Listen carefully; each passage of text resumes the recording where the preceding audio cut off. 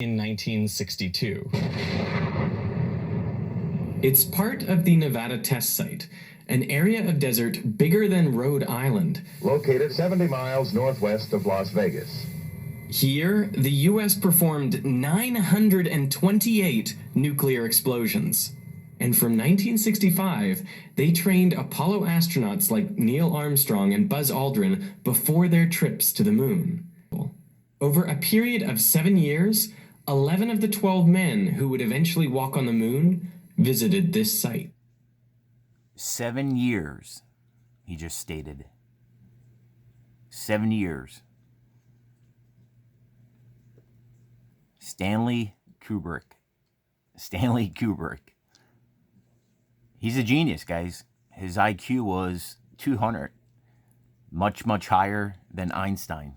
So, in another part of Arizona, scientists used conventional explosives to recreate the exact pattern of craters on the moon around. To the left, aerial photograph, guys. And on the right is the orbiter photograph.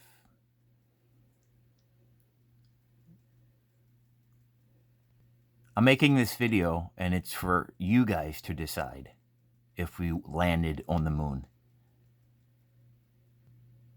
So this is the largest crater in America. They tell you guys that it was from an asteroid. But this fella right here, in numerous, if you look it up, it was allegedly done by a quote-unquote nuclear weapon. And you're seeing a circle is because really a meteor impact is an explosion. That is what forms the crater. It's not the impact. Otherwise, you would see all sorts of weird oblong-shaped craters. Nuclear explosions are so much like meteorite impacts that we used it to tape the moon. Craters on this test site provided the definitive evidence confirming that Barringer Crater was, in fact, the result of an impact. Scientists compared samples from both sites and found that... Guys, the picture to the right is much more recent, right?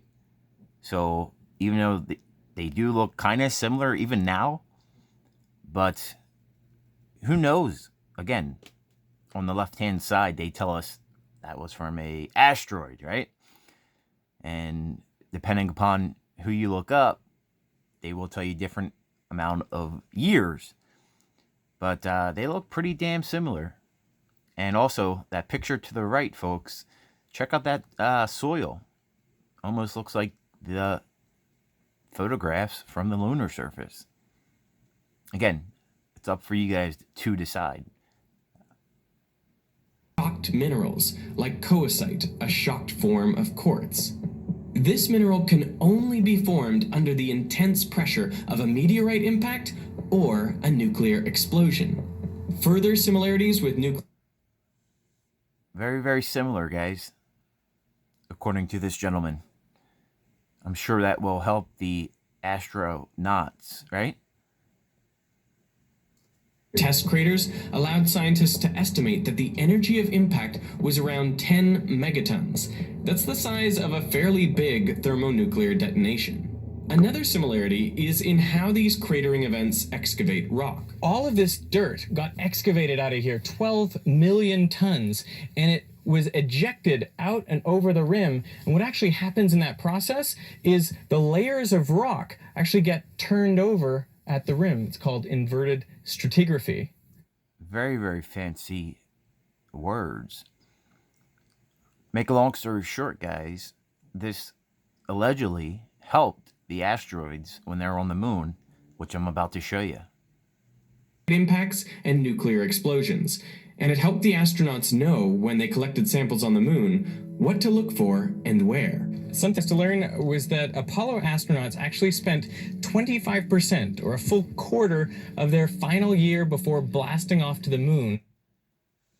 25%, guys. 25% they spent their time in this crater here on Earth, focusing on minerals. How would they know what is on the moon? That's just my question.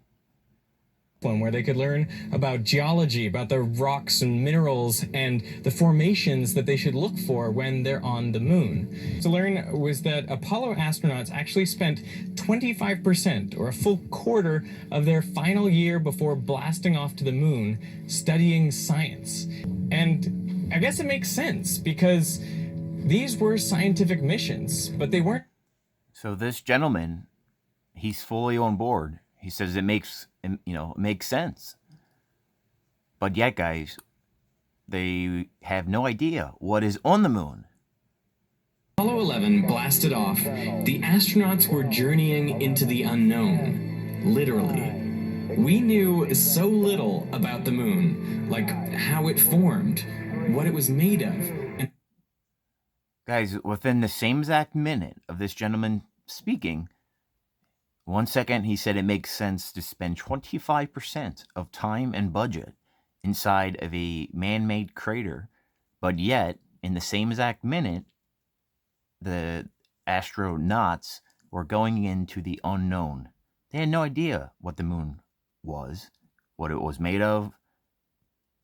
A lot of the rock samples out here, the hard rock samples, have what appear to be vesicles in the surface. The astronauts were really excited when they found the rocks that they recognized. Look at that. Look at the clamp. Almost see twinning in there. Good thing they practice all this practice in that crater 25% of the time. Let me know what you guys think. The one astronaut says, "This is exactly what we came for. Crystalline rock, huh?" And then the other astronaut replies, "Yes, sir." How would you know what you came for? Again, guys, think. Use your brain. They had no idea even what the moon was made of. But yet, you have these astronauts on national television telling you what they came for. Check out that graphic that they use, guys.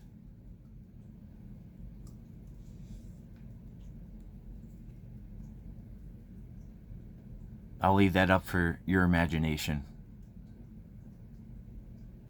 Alright, guys, this is a totally separate video, but same topic.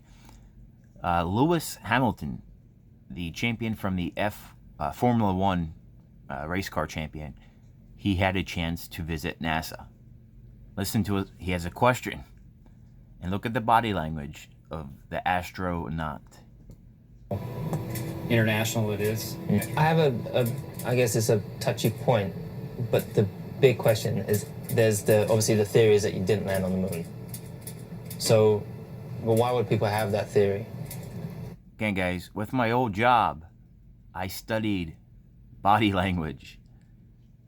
Watch the gentleman to the right. He gives a response. And then look at his... All those different theories that they come up with. Would have that theory. Yeah. I've always maintained it would have been harder to fake it and hide it. Really? Oh, God, yeah. I mean, you think Just about it. It imagine. just takes one person to go spill. Yeah, of course. I mean, and yeah. I mean, and it just... I had people in my own family that thought we faked it. Really? And then they came and watched me go fly in space. So, I mean, it's, you know, not many, but there's, you know, every family's got a little bit of a fringe, Yeah. you know. Louis, do you see similarities between you and Doug in how you... Again, guys, this gentleman right here, he's a champion. He races Formula One race cars. And now he's talking to the astronaut about his job going, you know, well over 200 miles per hour versus going in space. Just watch the body language. Great or work? Nope. He goes to space. And that's way cooler than what I do. No, but I think... He says he's not sure if it's as cool as riding in a Formula One race car. Now he's looking down, and then you'll see he puts both hands on his hips, and he's just doesn't look too proud to be a astronaut. My opinion only. Good job, too. Yeah, well, I'm just in awe of you know, what you've done. I would say our similarities would probably be precision in that. Guys, it's a privilege to go to space, right? for some reason, the astronauts just don't look happy. Again, going back to the very first moon mission, that conference when they all had their hands on their face and they looked very upset. This is history, allegedly. Folding the arms. That journey to perfection, I guess you have to be a perfectionist. You do have. Look at that. It looks like he knows something, again, that we don't. Perfectionist at your job in order to keep everyone safe, and so I would say those are the two. And also our thrill for speed. He's going on a fighter jet. Apollo 11, the very first press conference. These three men, allegedly, went to the first people. They made history. Look at their body language, guys. You don't have to be a investigator. Look at their body language.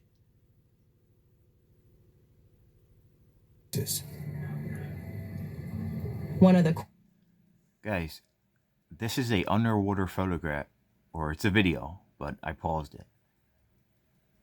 It's the clearest water. Look at that. That's underwater.